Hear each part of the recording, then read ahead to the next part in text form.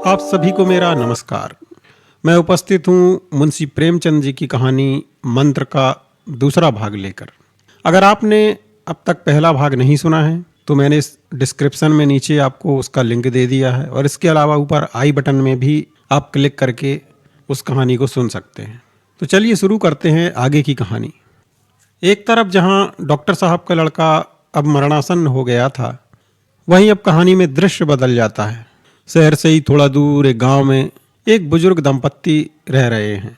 दोनों के जीवन में अब एक दूसरे के अलावा और कोई नहीं है। उनकी उम्र भी लगभग अब 80-90 वर्ष के ऊपर हो चुकी है। गरीबी इतनी है कि घर में बिछाने को बिस्तर भी नहीं है।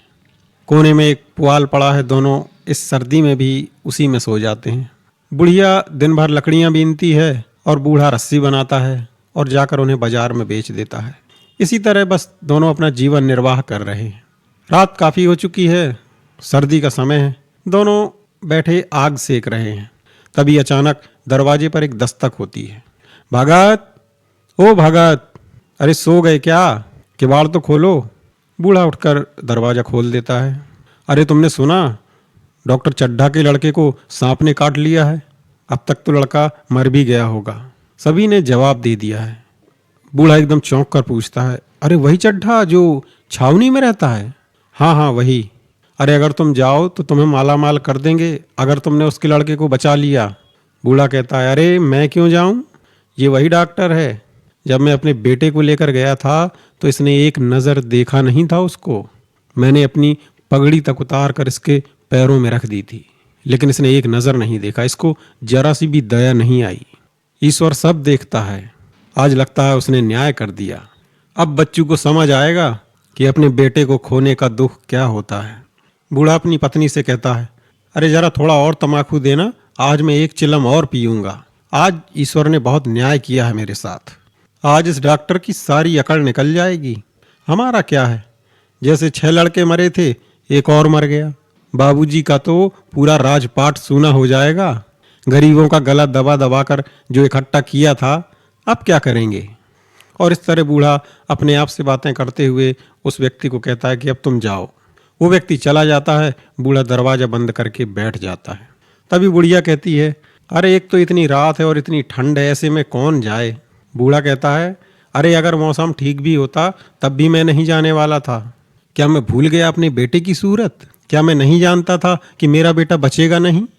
ये डॉक्टर कोई भगवान तो नहीं था। अरे बस एक नज़र देख लेता तो थोड़ा मन को तसल्ली हो जाती। लेकिन ये बड़ा ही निष्ठुर था।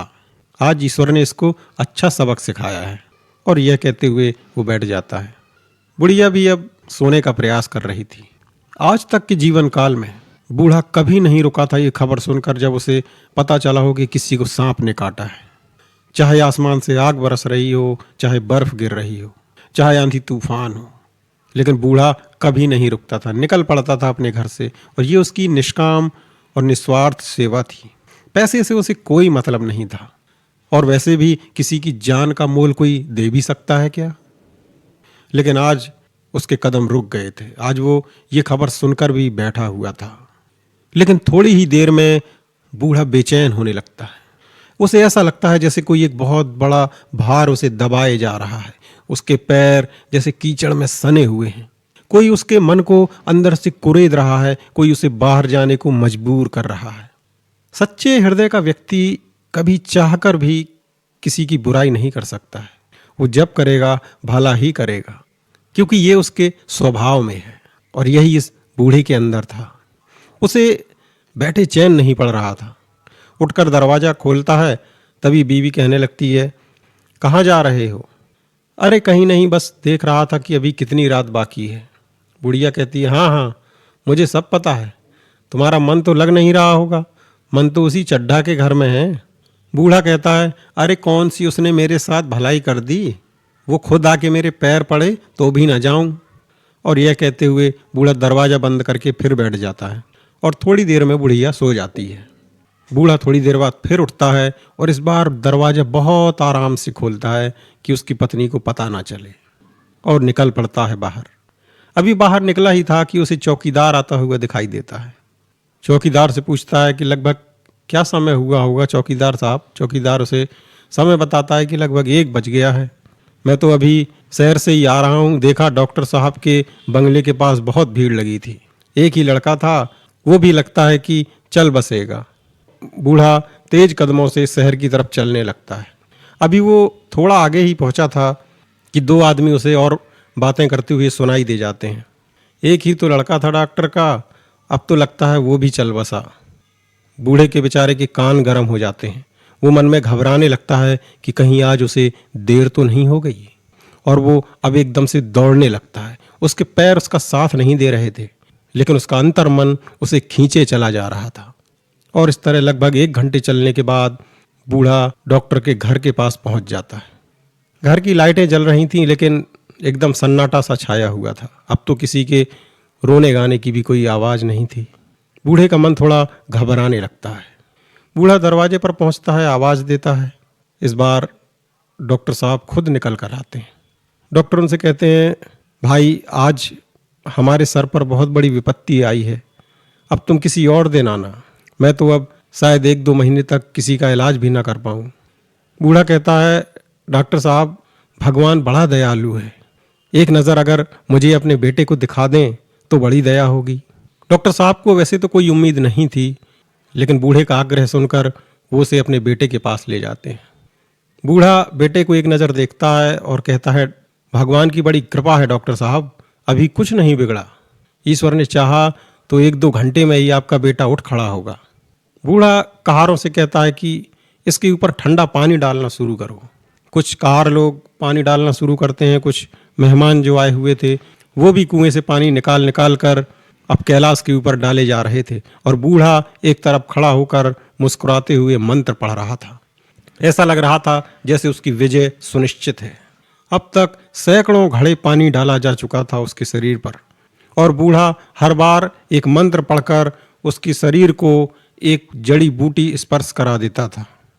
जैसे ही उषा काल की बेला होती है, डॉक्टर साहब का लड़का आंखें खोलने लगता है।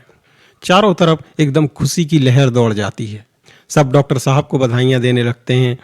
डॉक्टर साहब जाकर अपनी पत्नी से गले लिपट जाते हैं। मृणालिनी जो उसकी प्रेमिका थी, वो कैलाश के सिर को अपनी गोद में रखकर उसकी तरफ देखकर मुस्कुराने लगती है। सभी लोग उस बूढ़े भगत का यशगान कर रहे थे और उससे मिलना चाह रहे थे। जैसे ही अंदर पहुंचते हैं तो देखते हैं कि बूढ़ा गायब हो चुका है।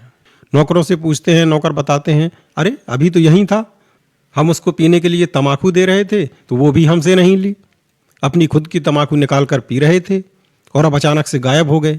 अब तो चारों तरफ भगत की तलाश होने लगी, और भगत जी थे कि सरपट भागे जा रहे थे अपने घर की तरफ। उन्हें लग रहा था कि बुढ़िया के जागने से पहले मैं घर पहुंच जाऊं, वरना बुढ़िया बहुत सुनाएगी। जब सारे मेहमान चले जाते हैं तब डॉक्टर साहब अपनी पत्नी से कहते हैं, बताओ जो हमारे बेटे को जीवन दान दे गया, मैं उसको 1 रुपए भी ना दे पाया, उसके सही से दर्शन भी ना कर पाया। उसकी पत्नी भी कहती है, हाँ मैंने तो सोचा था उसको एक बड़ी मोटी रकम दूंगी। तभी डॉक्टर साहब को अपनी स्मृति में से कुछ याद आता है। वो कहते हैं कि मैंने रात को तो इसको नहीं पहचान पाया, लेकिन जैसे सुबह हुई मुझे कुछ याद आता है, कई साल पहले ये अपने बेटे को लेकर आया था, तब मैंने इसके बेटे को नहीं देखा था और इसका बेटा मर गया था, लेकिन आज ये सच्चे हृदय का व्यक्ति हमारे बेटे को जीवन दान देकर गया है। अब मैं इसकी खोज जारी रखूंगा, ये मुझे जहां भी मिल जाएगा अपने पापों का प्रायश्चित करूंगा, इससे क्षमा मांगूंगा। ये व्यक्ति पैसा तो मुझसे नहीं लेगा, लेकिन शायद मुझे क्षमा जरूर कर देगा। और इसी के साथ ये कहानी अब यहीं पर समाप्त हो जाती है। अगर आपको ये कहानी पसंद आए तो अपने सुझाव हमें अवश्य दें कमेंट सेक्शन में, और आगे आप किन्हीं और लेखकों की उपन्यास या कहानी सुनना चाहते हैं तो भी अवश्य बताएं। धन्यवाद।